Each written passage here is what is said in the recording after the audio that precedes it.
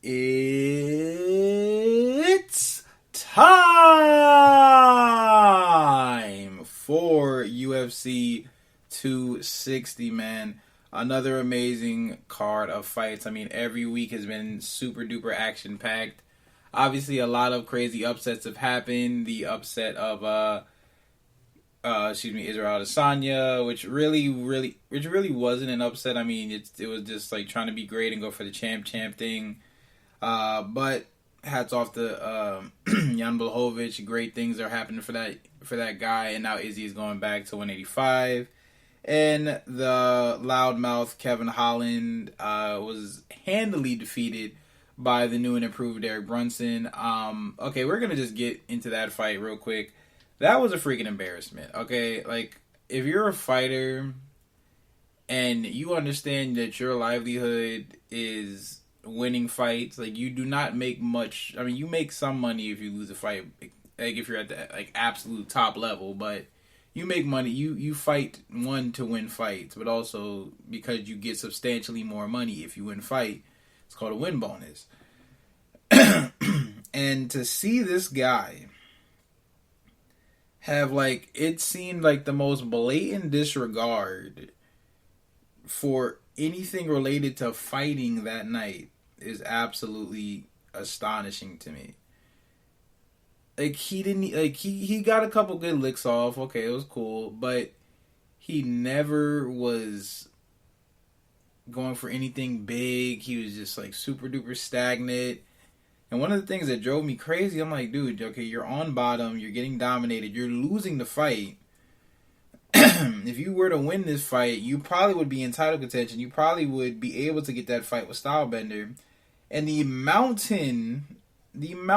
freaking Himalayan mountain of trash you talked about this guy before you went to fight, it was absolutely hilarious. And now you have to go back basically to square one because you lost the fight and you got embarrassed. Dana White's not gonna want to push you now. Like he literally there's a clip on YouTube. You definitely look it up. Literally is a a video of Dana White getting up and saying I'm not watching this anymore because he just watched a big player in the game get knocked down back to freaking undercard status damn near because he wanted to basically just goof off during the fight. I'm sorry, but if you're not the champ, and even if you are the champ, you can't afford to goof off. But if you're not the champ, especially like dude already had like 5 losses on his record, talked mad shit about Israel Adesanya losing, said that he's the biggest loser in combat sports. Bro, he's won kickboxing championships. He has the UFC middleweight championship.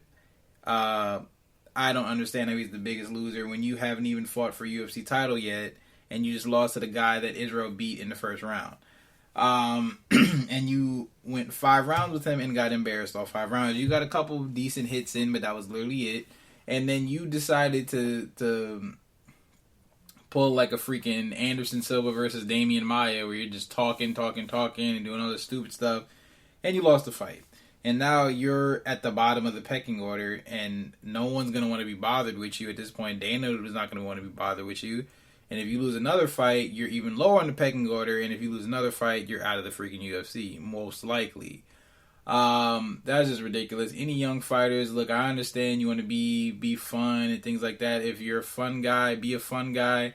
But this is a prime example of how to lose millions of dollars in 25 minutes, okay? Like, he literally just cost himself millions of dollars from the simple fact that he could not shut up and couldn't get the job done. And maybe if he didn't play so damn much, he might have won the fight. Who knows? But it is what it is. Hindsight is always 2020. Big shouts out to Derek Brunson. I would love to see him fight the winner of Gastelum and Whitaker, and maybe see him fight and see the winner of that fight Izzy. It would definitely be a fun show. But now we have UFC 260. Francis Ngannou taking on Stipe Miocic. Stipe Miocic 20-3 and Francis Ngannou 15-3, excuse me. But I'm going to go down to the main card. We're going to go from bottom to the top We have Karma Worthy versus Jamie. How the hell? Oh my god, Malarkey? There we go. I'm going to take Worthy with that one. Jillian Robertson versus Miranda Maverick. I'll probably go with Miranda Maverick on this one. In the bantamweight fight, this one is definitely one of the more important ones for the Sugar Show. Sugar Sean O'Malley, he lost to Chito Vera in his last fight by TKO. Had a little bit of a leg issue, and he's been a guy that's gotten injured quite a bit. I mean, he's had a bunch of injuries throughout his fight career. I mean, he's still a fairly young guy, and it's just really, really disheartening to see him have a bunch of injuries, and also losing to Chito Vera. He did not take that loss well at all. I mean, he's still saying that he's undefeated, but at the same time, look, I get it. I mean, if you don't believe in yourself, then no one else will. So if he needs to do that to get himself focused, to keep himself motivated, then I'm all for it. But he has to come out and produce. He cannot afford to get injured again. Like if he were to take a leg kick and his leg gives out on him again, then he's probably going to get moved even further down the card, which is not where you want to be as a fighter in mixed martial arts, because you obviously get way less money. You get way less light on you, way less shine. But I mean, he's super talented, so I feel like he's gonna put on the show and remind people what the Sugar Show is. But I would love to see, if he does win this fight, I would love to see him and Cheeto running back, and then maybe one more fight for the title for that young man's path. But it should be a fun time. Should definitely be a fun time. And now to go to the co-main. Tyron Woodley versus the Chosen. Excuse me, he is the Chosen One, but versus Vicente Luque. And correct me if I'm wrong, I think Vicente's last loss was to Wonderboy. Yeah, I think it was last loss was to Wonderboy. Correct me if I'm wrong. And Tyron Woodley is on a 3-fight skid right now. Lost to Kamaru Usman, lost his title. Then lost to Gilbert Burns. Then lost to Colby Covington, respectively. Gilbert Burns just lost the title fight versus Kamaru Usman. And Colby Covington was coming off the loss of Kamaru Usman to fight Woodley. I don't know, man. I think going back and just watching those 3 fights, because I've watched those 3 fights a couple different times. And it just looks like Woodley is just always on his back foot, waiting for that big haymaker, and those guys are kind of circling into that power, so he's never really getting an opportunity to do that. And then he's fighting guys that really have great ground games and great pressure, like an Usman, like Gilbert Burns, even though he's a much more heavy in the jiu-jitsu realm. And then a Colby Covington, who is a crazy pressure fighter, puts that pace on you, just jabbing you up, piecing you up, and then ends up losing to all 3 of those guys in convincing fashion. I mean, I don't even think that he won a round in any of those fights, if I can remember correctly. He just got dominated, and now he's really at the point where he's kind of fighting for his UFC career and his legacy. I mean, because he really at this point in time, he really only has maybe one more shot at the title. But if Usman still has the belt, I highly doubt he's beating Usman. Usman's hungry. He just seems so much hungrier. He just seems so much better overall. I mean, the wrestling is better. The hands are getting so much better. His composure is on another level. And I know people want to act I can overcome whatever, but in the back of your mind, when someone beats you like Usman beats you, it takes a special kind of person to come back from that and say, I want that again, or I want my run back, and honestly mean it. Because you can say I want my run back all day, every day, till you're blue in the fucking face, but if you don't get it, I mean, people will just be like, oh, he never got his run back, rah. But there are some people that claim that they want to run stuff back and never run it back because they are scared of what will happen and because of what happened to them in that particular moment. But who knows, man? I hope he can put on the show. I know Vicente is going to be looking to get into the get into the win column as well. I cannot remember what his last fight was. Please correct me if I'm wrong. If Vicente has fought after the Wonderboy fight, I mean he may have, but I'm not 100% sure. I know that was the last fight. I remember him losing that decision. But he is no slouch. He definitely put some pressure on Wonderboy, and that was after Wonderboy got knocked out by Pettis. So it was definitely a big test for them. So this is another tester fight. We shall see. But yeah, man, if Tyron isn't able to beat Vicente Luque, then it's gonna be time to do some soul searching, man. Like, is it time for him to hang it up? Is it time for him to maybe switch organizations? Is it time for him to do something else?